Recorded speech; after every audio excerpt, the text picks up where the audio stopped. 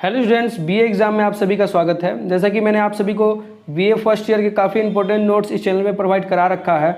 उसी कड़ी में आगे बढ़ते हुए मैं आपको आज एक और इम्पोर्टेंट नोट्स प्रोवाइड करा रहा हूं जो आपके एग्जाम के लिए काफ़ी ज़्यादा इंपॉर्टेंट है और इस बार के एग्जाम में पूछा जाएगा, क्योंकि यह हर बार के एग्जाम में पूछा ही जाता है लगभग।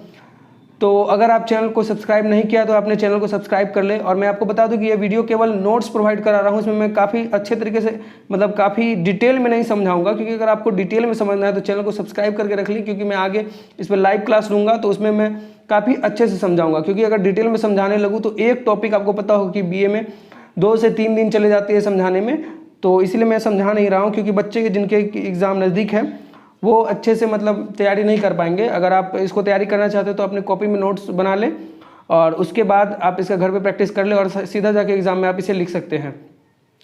और आपको बता दूं कि मैंने बीए एग्ज़ाम में जो है अपने पॉलिटिकल साइंस में 95% मार्क्स स्कोर किए हैं। तो आप भी चाहते हैं कि स्कोर करना, तो मैंने इस पर वीडियो भी बना रखा है कि कैसे बीए एग्ज़ाम में कॉपी लिखना है, तो आप उसको ज़रूर देखें। तो चलिए वीडियो को शुरू करते हैं। तो आज जो मैं आपको टॉपिक बताने वाला हूं वो आपको पता होगा कि नागरिकता की अवधारणा, जिसके बारे में काफ़ी बार जो पूछा जाता है। तो हम लोग देखेंगे कि नागरिकता की अवधारणा से आपको पता होना चाहिए कि कई तरीक़ा के क्वेश्चन बनते हैं। कई बार इसमें क्वेश्चन में थोड़ा अलग तरीक़ा से भी पूछा जा सकता है, लेकिन आपको बस इतना याद रखना कि जैसे क्वेश्चन में नागरिकता की अवधारणा की बात कही जाए तो आप इस आंसर का प्रयोग कर सकते हैं। तो आप यहाँ से आंसर लिखना चाहेंगे, या फिर जैसे कि आपको पता होगा कि नागरिकता किसे कहते हैं इसके बारे में आप लिखेंगे, तो आप लिखेंगे कि नागरिकता जो मनुष्य की उस स्थिति का नाम है जिसमें मनुष्यों को नागरिक का स्तर प्राप्त होता है। ठीक है, अगर हम साधारण बोलचाल की भाषा का अंतर्गत बात करें तो नागरिकता कोई भी राज्य में रहने वाले व्यक्ति को हम लोग क्या कहते हैं, नागरिक कहते हैं। लेकिन ऐसा तो नहीं है कि सभी लोग जो भी राज्य में आगे कोई भी रहे तो हम उसको नागरिक कह सकते हैं, क्योंकि कितने लोग पर्यटक के रूप में घूमने आते हैं तो वो तो इस राज्य के नागरिक नहीं हुए। अब राज्य आपको समझ में आना चाहिए कि राज्य जब भी हम लोग यहाँ पे बात करेंगे तो किसी राष्ट्र का बात करेंगे, क्योंकि पॉलिटिकल साइंस में राज्य किसे कहते हैं अगर आप उसके बारे में पढ़ना चाहते हैं तो उस पर भी एक वीडियो बहुत जल्द लेके आऊँगा। ठीक है, तो आप यहाँ से ऐसे लिख सकते हैं कि जो जितने भी राज्य में रहने वाले लोग हैं उन सभी को हम लोग नागरिक कहते हैं। किंतु सभी को ऐसा नहीं कह सकते, क्योंकि कुछ ऐसे भी विदेशी लोग भी होते हैं जो व्यापार या किसी अन्य सिलसिले से जो है भारत में घूमने आते हैं, या फिर भारत क्या कोई भी और राज्य में या देश में घूमने जाते हैं, तो उसको तो वहाँ का नागरिक हम नहीं कह सकते हैं।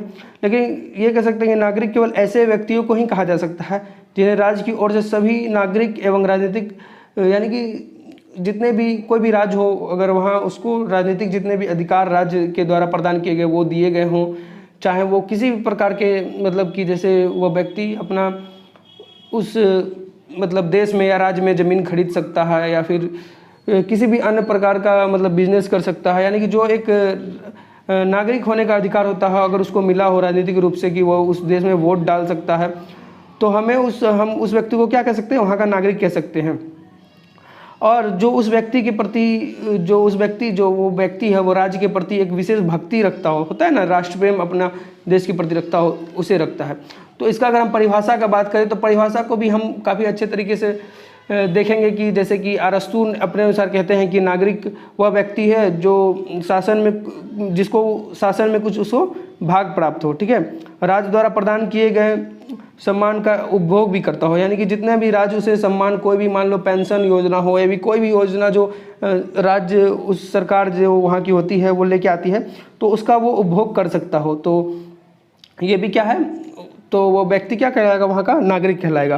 तो आप यहाँ से इस प्रकार लिख सकते हैं कि अरस्तू के अनुसार एक नागरिक वह है जिसे राज्य के शासन में कुछ भाग प्राप्त हो और जो राज्य द्वारा प्रदान किए गए सम्मान का उपभोग करता हो। इसी प्रकार बटल जो कि एक राजनीतिज्ञ रह चुके हैं, वो कहते हैं कि नागरिक समाज के वे सदस्य होते हैं जो कुछ विशेष कर्तव्यों द्वारा समाज से बंधे होते हैं, जो समाज के नियंत्रण में रहते हैं और जो समाज द्वारा प्रस्तुत सुविधाओं का निरंतर रूप से उपभोग भी करते हैं।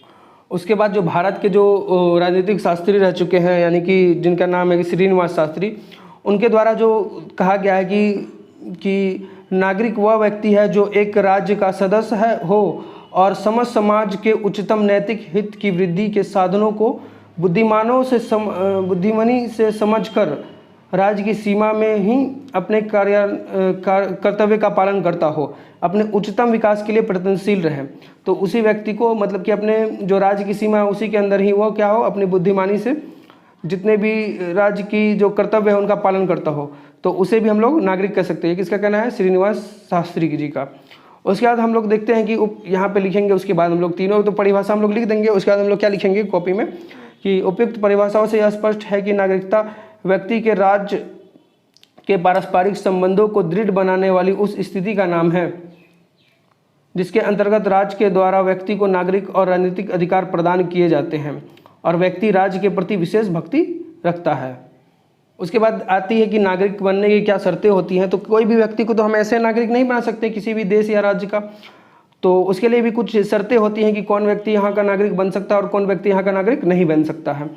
तो पहला जो अगर हम बात करें पॉइंट टू पॉइंट है, उसमें मैंने लिखा है कि राज्य की सदस्यता कैसे होगा उसको, उसके पास नागरिक कैसे बनेगा वो व्यक्ति पहले, उसके बाद राज्य की सदस्यता होनी चाहिए। नागरिक बनने के लिए यह एक आवश्यक और व्यक्ति राज्य का यह आवश्यक है कि व्यक्ति राज्य का सदस्य हो। राज्य का सदस्य होना आवश्यक ही है, यानी राज्य का सदस्य यानी क्या? उस देश का सदस्य होना है। राज्य की सदस्यता जो है सबसे मूलभूत मूलभूत जो है कि प्रथम शर्त है, मतलब मूलभूत शर्त है कि ऐसा होना ही होना चाहिए। इसके बिना नागरिकता का कोई अर्थ ही नहीं है कि वो राष्ट्र का जो है सदस्य ही नहीं है और उसको नागरिकता दी जाए, ऐसी कोई मतलब उसका कोई अर्थ ही नहीं होता है कि उसको नागरिकता मिल जाए। ठीक है। फिर दूसरा हम लोग लिखेंगे क्या? राज्य द्वारा सामाजिक और राजनीतिक अधिकार प्राप्त करना।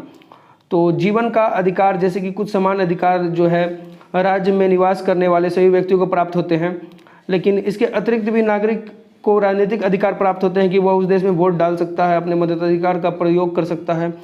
और इसके अलावा जो नागरिकों को राज्य द्वारा प्रदान किए जाते हैं, जैसे कि विचार और भाषण का स्वतंत्रता हो गया, मतलब कि वह अपने कुछ भी विचार रख सकता है, जैसे कि सम्मेलन और संगठन का अधिकार, संपत्ति का अधिकार मिल सकता है उसको, मताधिकार का, जैसे कि मैंने आपको बताया कि वोट देने का अधिकार, प्रकाश, इस प्रकार के जो विशेष अधिकार का ही उदाहरण है।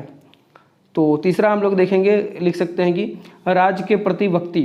तो ये तो खैर कोई मतलब लिख के तो कहीं जाहिर नहीं कर सकता है, इसका तो कोई सर्टिफिकेट नहीं होता है, लेकिन फिर भी राज्य के जो प्रति यानी अपने देश के प्रति जो है भक्ति होनी चाहिए। मतलब इसको तो कोई नाप नहीं सकता है, बट लेकिन फिर भी एक होती है कि उसमें राष्ट्र के प्रति क्या होनी चाहिए? भक्ति होनी चाहिए। जैसे कि नागरिक के द्वारा राज्य के कानूनों का पालन के अतिरिक्त राज्य के प्रति विशेष भक्ति रखी जानी चाहिए। विशेष भक्ति का आशय यही है कि राज्य के अस्तित्व की रक्षा और उसी प्रगति के लिए सदैव ही सहर्ष प्रत्येक प्रकार की त्याग करने को तत्पर हो। यानी कि किसी भी प्रकार की अगर स्थिति आए उसके राज्य में या फिर उसके देश में, यानी कि किसी भी प्रकार में उसकी आवश्यकता हो तो अपने देश के लिए कुछ भी करने को तैयार हो, तो इस प्रकार की भक्ति भी होनी चाहिए। तो अब हम लोग देखेंगे कि नागरिकता की प्राप्ति कैसे होती है। तो प्रमुख रूप से नागरिकता को जो प्राप्त करने की जो कुछ मेन बात है उसको मैंने नोट्स मतलब पॉइंट में यहाँ पे लिख दिया है। तो देखेंगे सबसे पहले जो नागरिकता प्राप्त करी जा सकती है किसी भी देश की या राष्ट्र की, तो विवाह करके।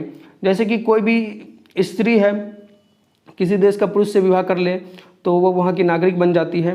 लेकिन अधिकांश देश में तो यही नियम है, लेकिन कुछ कुछ देश है जहाँ पे कुछ अलग नियम जैसे प्रचलित है। जैसे कि जापान में प्रचलित है कि अगर जापान का पुरुष जो है किसी भी स्त्री से मतलब विवाह कर ले तो पुरुष भी मतलब कि जापान की जो स्त्री है वो किसी भी पुरुष से विवाह कर ले तो पुरुष जो है जापान का भी मतलब नागरिक हो जाता है, तो उसको जापान की नागरिकता ऑटोमेटिकली प्राप्त हो जाती है।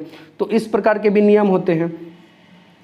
और दूसरा अगर हम देखें तो निश्चित निवास, जैसे कि सामान्यतः सभी देशों में ऐसा नियम है कि राज्य के अंतर्गत जितने की निश्चित निवास है करने पर विदेशी अपने पहले देश की नागरिकता छोड़कर भी वहाँ का नागरिकता ले सकते हैं। कोई भी देश में आप आवेदन पत्र देकर वहाँ की नागरिकता ले सकते हैं, लेकिन उसकी एक नियम या अवधि होती है कि जैसे कि कोई देश है कि आप अगर उस देश में 2 से 10 साल तक वहाँ पर रहे होंगे तो ये भी नियम है कि आपको नागरिकता वहाँ की मिल जाएगी। लेकिन अमेरिका और नीदरलैंड, जापान और हंगरी में 5 वर्ष की अवधि है कि आप वहाँ 5 वर्ष कम से कम रहें, उसके बाद आप वहाँ की नागरिकता को अप्लाई करें तो वहाँ की आपको नागरिकता मिल जाएगी।